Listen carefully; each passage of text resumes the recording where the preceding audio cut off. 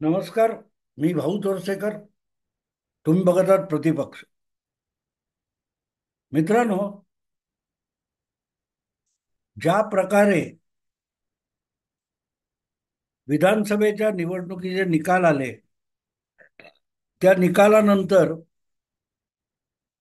EVM EVM hack होतं. EVM मध्ये गडबडी केल्या जातात. अचानक इतके मतदार कसे वाढलं, 80 लाख मतदार कुठून वाढले, किंवा अमुक, हे सगळा कल्लोळ सुरू झाला.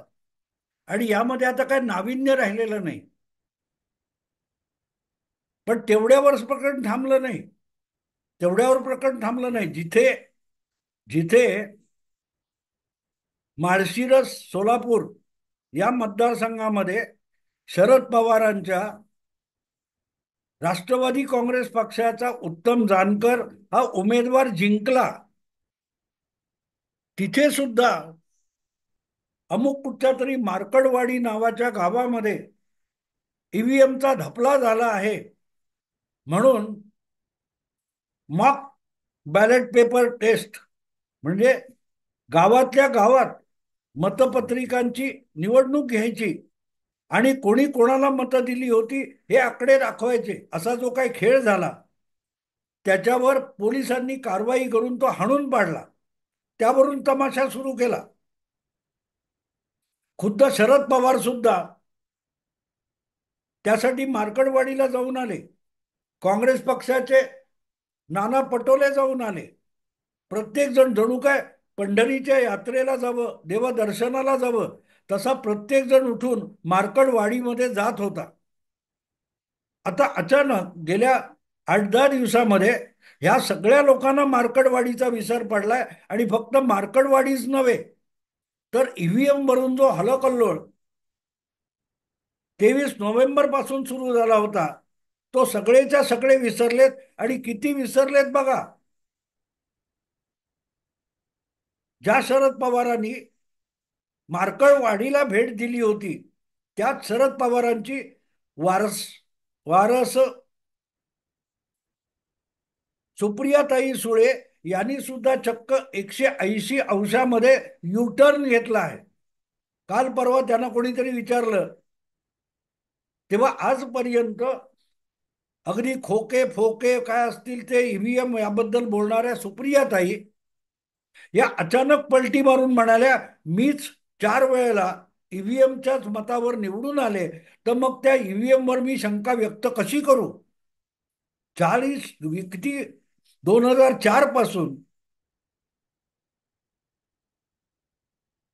कमाल आहे, 2009 पासून मला वाटतं सुप्रियाताईंना ईव्हीएम निर्दोष आहे हे कळायला 4 निवडणुका जिंकाव्या लागल्या. माणसं किती युटर्न घेतात. एक गोष्ट असते मित्रांनो, सुप्रियाताईंना दोष देता येणार नाही. राजकारणात किंवा सार्वजनिक जीवनात असलेली माणसं ही आपल्या भल्यासाठी आपण राजकारणात आलोय असं कधीच सांगत नाही. ते जनतेच्या हितासाठी त्याग करायला येतात आणि स्वतः सर्वाधिक लाभ घेऊन मोकळे होतात, पण मानभावीपणा करत राहतात. त्याचं मूर्तिमंत उदाहरण म्हणून आपण सुप्रियाताईंकडे बघू शकतो. अचानक त्यांना हा युटर्न घ्यावा असं का वाटलं हे मला कळलेलं नाही. आणि युटर्न युटर्न युटर्न हा शब्द मी एवढ्यासाठी बोलतोय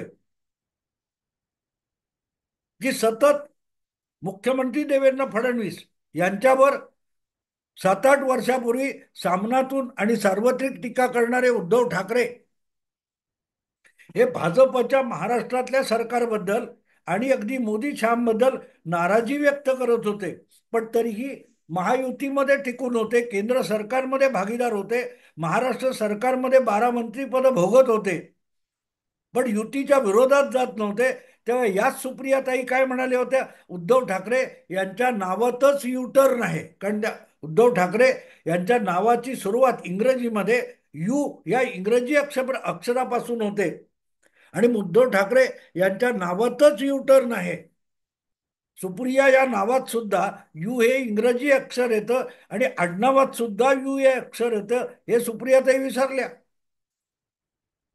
पण सांगायचा मुद्दा असा की सुप्रियाताईंना आता अचानक कळलं की अरेच्छा, आपण चार चार वेळेला लोकसभा जिंकलोय आणि त्या चारही वेळेला बारामतीमध्ये सुद्धा ईव्हीएमच्या यंत्रावरच मतदान झालं होतं आणि तरीही आपण जिंकलो होतो. हे कळायला इतका उशीर लागतो. सुप्रियाताईंची बुद्धिमत्ता ही किती कुशाग्र आहे बघा, की आपण चार वेळा निवडणूक जिंकलो हे पण त्यांना माहिती नव्हतं. कोणीतरी प्रश्न विचारला तेव्हा त्या म्हणाल्या की मी स्वतः ईव्हीएम या यंत्रावर झालेल्या मतदानातून चार वेळ निवडणूक जिंकली असेल तर मी त्या यंत्राविषयी शंका कशी घेऊ.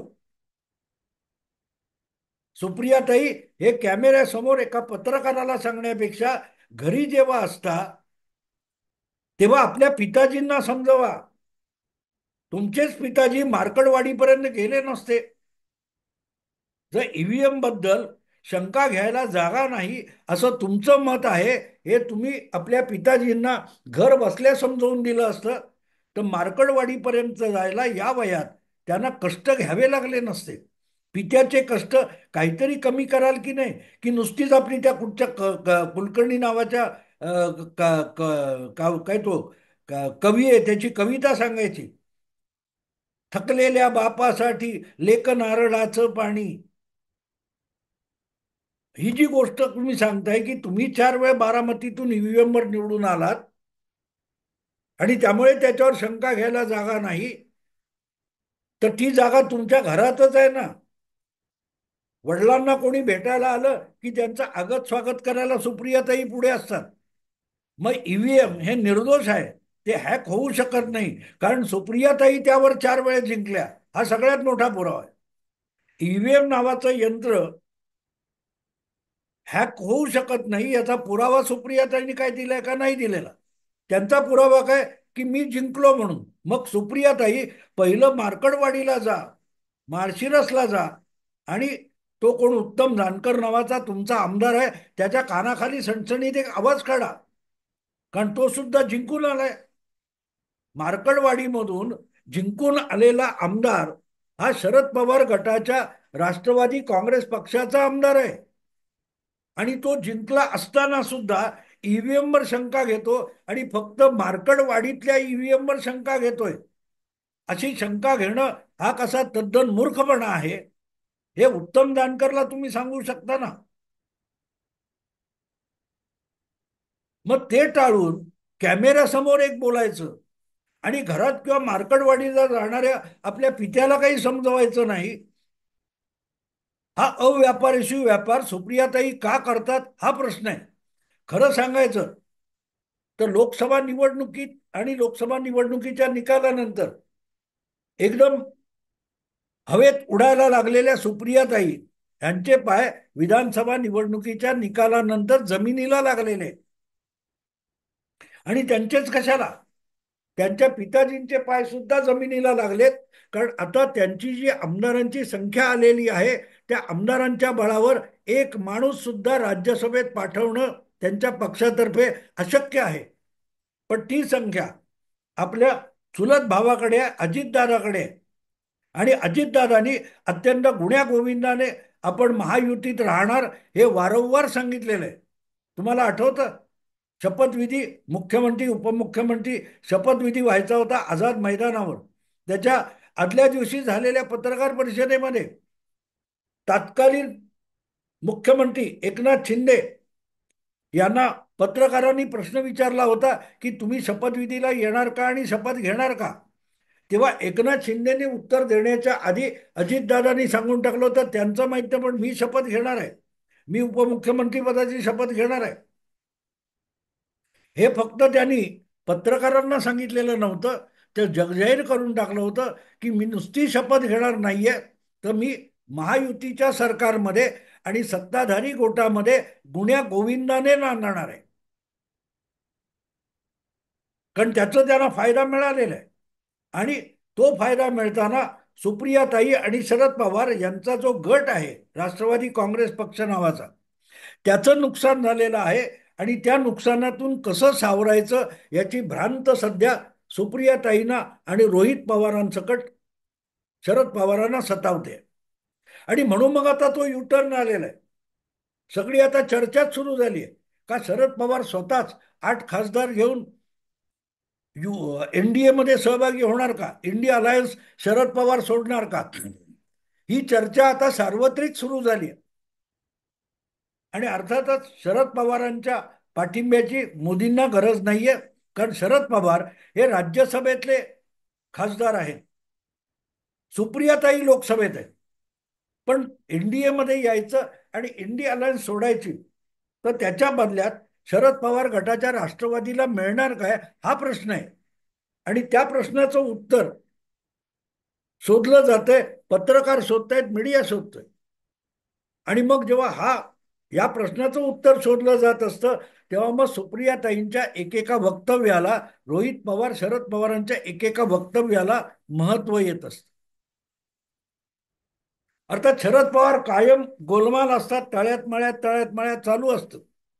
आणि हे मी सांगायची गरज नाही, त्यांचे जवळचे लोक जे आहेत, प्रफुल्ल पटेल असतील, सुनील तटकरे असतील, अजितदादा असतील, यांनी सांगितलं की वारंवार गेल्या 10 वर्षामध्ये अनेकदा आपण एनडीएत जायचं असा निर्णय शरद पवार घ्यायचे आणि त्याची बोलणी करायला या बाकीच्या नेत्यांना पाठवायचे, आणि ती एनडीएत जाण्याविषयीची बोलणी फायनल स्टेजला आली की अचानक शरद पवार त्यातून काढता पाय घ्यायचे. म्हणजेच 10 वर्ष तळ्यात मळ्यात पवारांचं चालू आहे, हे नवीन नाहीये. हा, त्यांचे चमचे पत्रकार पवारांना असलं काही करतात तेव्हा त्यांना तो गेम म्हणतात, खेळी म्हणतात, गुगली म्हणतात, हा वेगळा भाग आहे. पण पहिल्यांदा असं दिसतंय की सुप्रियाताई गळपटलेले आहेत. सुप्रियाताईंनी ज्या प्रकारे तुमच्या ईव्हीएम बद्दल वक्तव्य केलंय, हे म्हणून लक्षात घ्यावं लागतं. कारण ईव्हीएम हा विषय भारतीय जनता पक्षाचा नाही की मोदी सरकारचा नाही, कारण भारत सरकार, मोदी सरकार निवडणुका घेत नाही. निवडणुका घेण्याचं काम स्वयंभू असलेल्या निवडणूक आयोगाकडे आहे. सुप्रीम कोर्ट जसं स्वयंभू एक संस्था आहे, तसंच निवडणूक आयोग ही पण स्वयंभू संस्था आहे. आणि त्यामुळे ईव्हीएम बद्दल जे काही आक्षेप असतील ते भाजपविषयी मानण्याची गरज नाही, किंवा त्यासाठी भाजपला दोष देण्याची गरज नाही. भाजपकडे ईव्हीएमवर नाही, बॅलेटवर निवडणुका घ्या ही मागणी करण्यात काय पॉईंट नाही. ती मागणी मान्य व्हायची असेल तर ती निवडणूक आयोगाकडे होऊ शकते. पण मग हे सगळं भाजपवर शेकवायचं आणि ते शेकवण्यातून आपल्या राजकीय पोळ्या भाजून घ्यायचा, हा जो काही डावपेच विधानसभा निवडणुकांनंतर रंगात आलेला होता, तो अचानक थांबलेला आहे. लोकसभा जिंकल्यानंतर जवळजवळ 4 महिन्यांनी सुप्रियाताईंना कळलं की आपण 4 वेळ ईव्हीएमवर जिंकून आलो. मुद्दा असा आहे की सुप्रियाताईंना आणि त्यांच्या पिताश्रींना एक गोष्ट लक्षात आली की आता नजीकच्या 4-4.5 वर्षात कुठल्याही मोठ्या महत्वाच्या निवडणुका नाहीत. जिल्हा परिषद, तालुका पंचायती, महानगरपालिका, नगरपालिका, नगरपरिषदा, ग्रामपंचायती यांच्या निवडणुका होतील. पण त्या निवडणुकांमध्ये पवारांची किंवा सुप्रियाताईंची प्रतिष्ठा पणाला लागलेली नाही.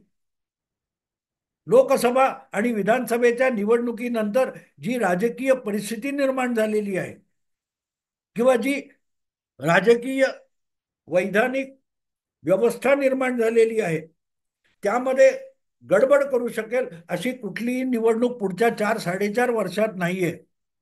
आणि त्यामुळे जी परिस्थिती आहे त्यामध्ये आपण काही बदल करू शकू तरच काही होऊ शकेल. पण तो बदल मतदाराच्या हाती राहिलेला नाही. त्यामुळेच जी रचना झालेली आहे त्यामध्ये स्वतःला कसं व्यवस्थित घुसवून घ्यायचं. आपण बघतो ना, बसमध्ये, ट्रेनमध्ये प्रचंड गर्दी असते, त्यावेळेला धक्काबुक्की करून माणसं त्या गर्दीत घुसायचा प्रयत्न करतात, चेंगराचेंगरी होते, पण घुसायचा प्रयत्न करतात.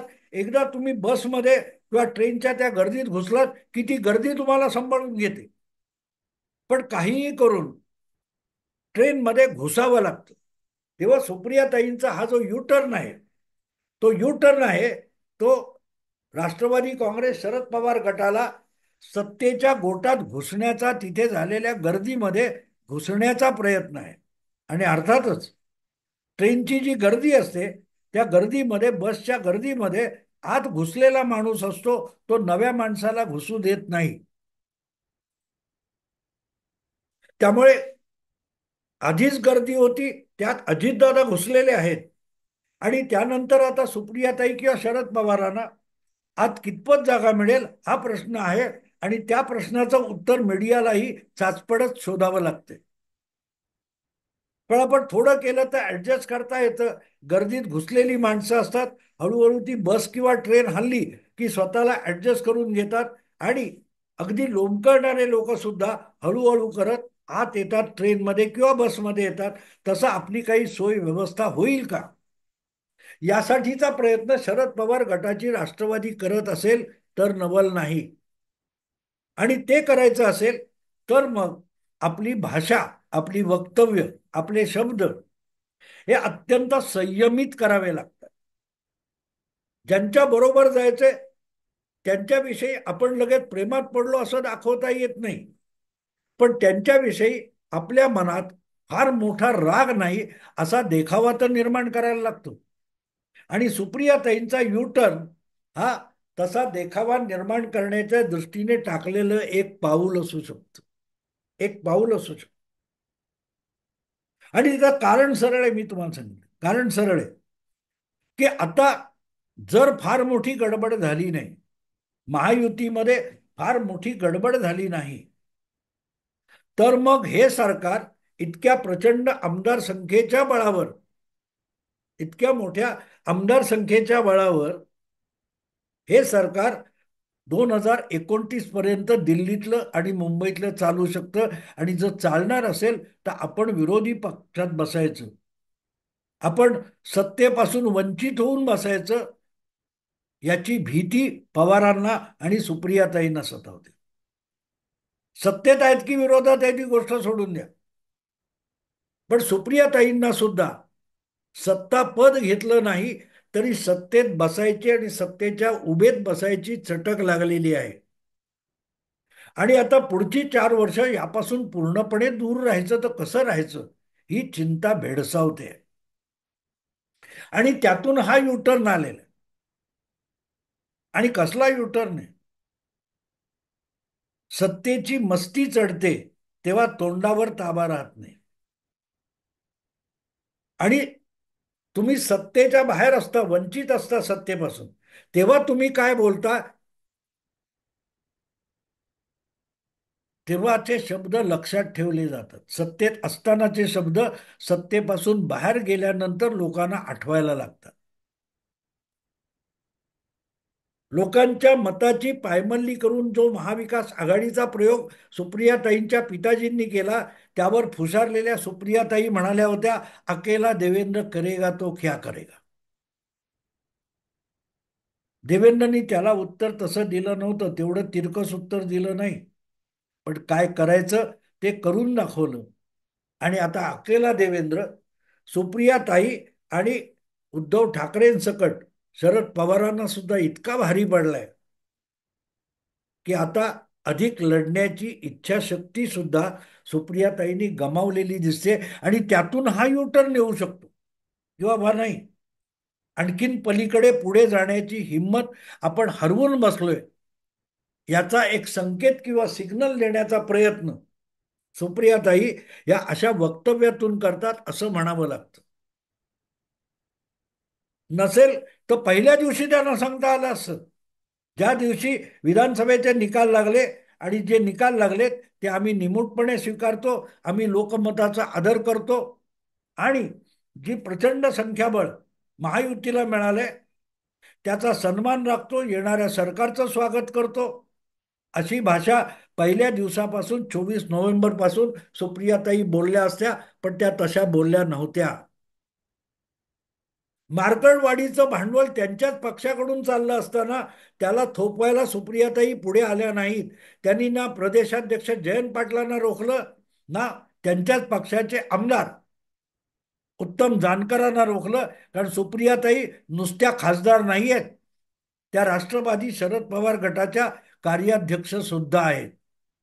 त्यामुळे अध्यक्षांना किंवा आपल्या इतर आमदारांना रोखणं हा सुद्धा त्यांचा अधिकार असतो. तो त्यांनी एकदाही वापरला नाही आणि आज अचानक एक महिना उलटल्यानंतर त्यांना आठवलं की ते 4 वेळेला ईव्हीएम वर खासदार झाल्यात.